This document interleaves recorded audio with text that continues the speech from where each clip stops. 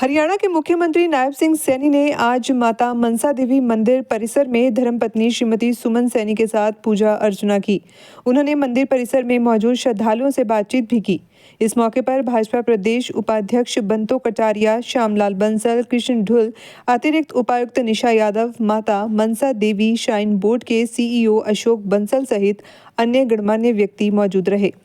इस अवसर पर पत्रकारों से बातचीत करते हुए कहा कि नव वर्ष के अवसर पर प्रदेश के नागरिकों की उत्तम स्वास्थ्य की कामना करते हैं।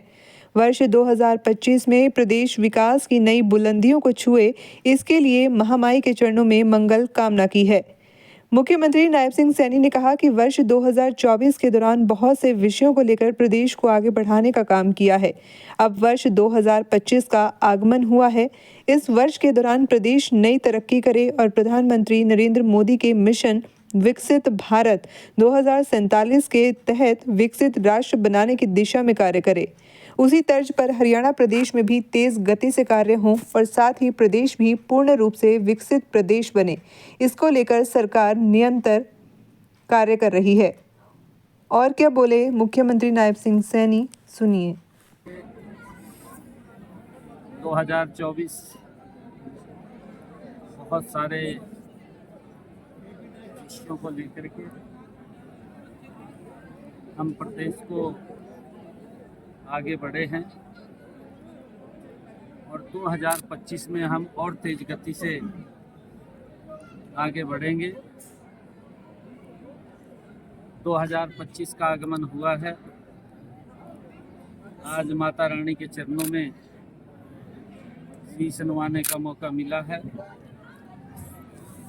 2025 हरियाणा प्रदेश के लोगों के लिए ये मंगलकारी हो।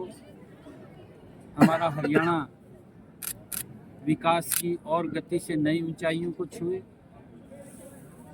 हर पूरे प्रदेश के लोगों के स्वास्थ्य की, उत्तम स्वास्थ्य की माता रानी के चरणों में मैंने प्रार्थना की है और हम मिलकर के हरियाणा प्रदेश को गति से आगे बढ़ाने का काम आदरणीय मोदी जी के नेतृत्व में करेंगे। जो आदरणीय प्रधानमंत्री जी का विजन है कि 2047 तक विकसित राष्ट्र बने, हमारा हरियाणा भी विकसित हरियाणा आदरणीय मोदी जी के उस आह्वान के साथ कंधे से कंधा मिला करके उसको आगे गति से बढ़ाने का काम हम करेंगे। जो हमने वायदे किए हैं अपने संकल्प पत्र में, हमने बहुत सारे वायदों को लगातार हम पूरा भी कर रहे हैं और धीरे धीरे करके हम हर वायदे को पूरा करने का काम हमारी सरकार करेगी। हमने चाहे डायलिसिस की जो समस्या थी उसको फ्री किया है। हरियाणा प्रदेश के सभी सरकारी हॉस्पिटल, मेडिकल कॉलेज में हमने पट्टेदार किसानों की जो ज़मीन थी उनको मालिकाना हक देने का काम किया है।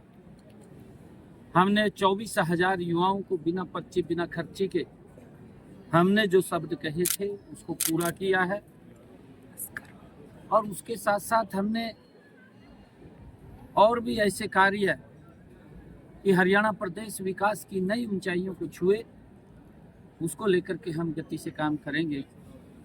आज माता रानी के चरणों में आने का अवसर मिला है।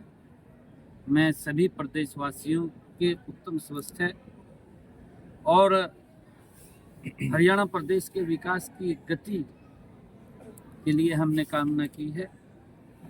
2025 के मैं सभी को बहुत बहुत बधाई देता हूँ, शुभकामनाएं। सीएम साहब, क्योंकि किसानों का मुद्दा लगातार एक चैलेंजिंग है सरकार के लिए भी, क्योंकि इस समय भी चल रहा है और 3 तारीख को एक बहुत अहम मीटिंग होने वाली है पंचकुला में, हरियाणा में भी। किस तरह से देखते हैं, किस तरह से, क्योंकि एक सरकार की तरफ से या कह सकते हैं किसानों की कोई मीटिंग को लेकर, क्योंकि जिस तरह से खनौरी में या फिर हरियाणा के किसान या पंजाब के किसान लगातार आपस में भी कोऑर्डिनेशन मीटिंग कर रहे हैं, लेकिन उनका कहना है कि सरकार की तरफ से, केंद्र की तरफ से किसी भी तरह का कोई बातचीत के लिए नहीं हो रहा, जिसको लेकर कहीं ना कहीं अब ये चैलेंज है। देखिए, माननीय सुप्रीम कोर्ट ने एक कमेटी बनाई हुई है जो लगातार किसानों के संपर्क में है, उनसे बातचीत कर रही है और माननीय सुप्रीम कोर्ट उसको फॉलो कर रहे हैं। हमने हरियाणा के किसानों की 100% फसल एमएसपी पर खरीदने का निर्णय किया है और हम खरीद रहे हैं। 14 फसलें हम पहले ही खरीद रहे थे। हमने अब 100% फसल खरीदने का निर्णय हमने किया है। विधानसभा के अंदर हमने अभी पिछले दिनों नोटिफिकेशन हुआ है, किसान को ये गारंटी दी है कि उसकी 100% फसल हम एमएसपी पर खरीदेंगे। लगातार पिछले 10 वर्षों में जो मोदी सरकार ने किसान हित में मजबूत कदम उठाए हैं, आज तक इतिहास में किसी सरकार ने वो कदम नहीं उठाए हैं, क्योंकि किसान के नाम के ऊपर दलों ने राजनीति की है, परंतु उनके हित के अंदर कोई निर्णय नहीं किया। हमने हरियाणा के 100% फसल को खरीदने का निर्णय किया है। पंजाब के अंदर भी, हिमाचल के अंदर भी, कर्नाटक के अंदर भी, तेलंगाना के अंदर भी कांग्रेस की सरकार है और आम आदमी की सरकार है। वहाँ के किसान को इस बात को लेकर के आश्वस्त जरूर करना चाहिए कि आपकी फसल को हम 100% खरीदेंगे, परंतु इस प्रकार का राजनीतिकरण ये ठीक नहीं है। और किसान हमारे भाई हैं, हम उनके दुख सुख के अंदर शरीक रहते हैं। मैं स्वयं किसान का बेटा हूँ, एक गरीब किसान परिवार से मैं आता हूँ। मुझे मालूम है किसान की समस्याएं क्या हैं। अभी हमारे यहाँ पर बरसात के कारण कुछ स्थानों के ऊपर ओलावृष्टि भी हुई थी और हमने तुरंत निर्णय किया कि हमने जो पोर्टल है कि उसके ऊपर रजिस्ट्रेशन कराएं। अगर किसी किसान का कोई खराबा हुआ है तो हम उसका मुआवजा देने का भी काम करते हैं और लगातार कर रहे हैं। मैं ये भी देखता हूँ कि हमने पिछले 10 वर्षों में अगर हमारे हरियाणा के किसान की फसल का खराबा हुआ है, 13,500 करोड़ रुपया किसान के खाते के अंदर पहुंचाने का काम हमारी सरकार ने किया है।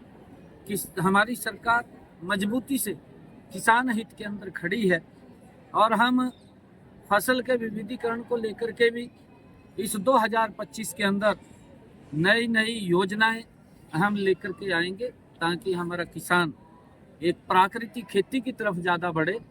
और किसान, क्योंकि खर्चे वाली जो ज़्यादा, जैसे धान की फसल है, उसके ऊपर पानी का बहुत ज़्यादा हमें देना पड़ता है, दबाव रहता है, परंतु वो दबाव पानी का कम हो, उसको लेकर के भी हमने पीछे भी ये योजना बनाई थी कि जो विभिन्न हमारी फसलें हैं, उन अगर वो धान से अलग फसल बोता है तो उसको हम इंसेंटिव भी देते हैं, वो भी देने का काम कर रहे हैं और आगे भी उसको देने का काम हमारी सरकार करेगी।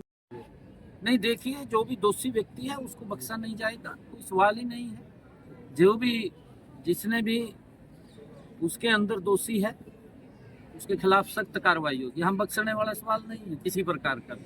और हमने पुलिस अधिकारियों को भी इस बात के लिए कहा है कि आप तत्परता से कार्रवाई करें, परंतु इन नामों के ऊपर भी कुछ लोग ट्वीट की राजनीति करते हैं।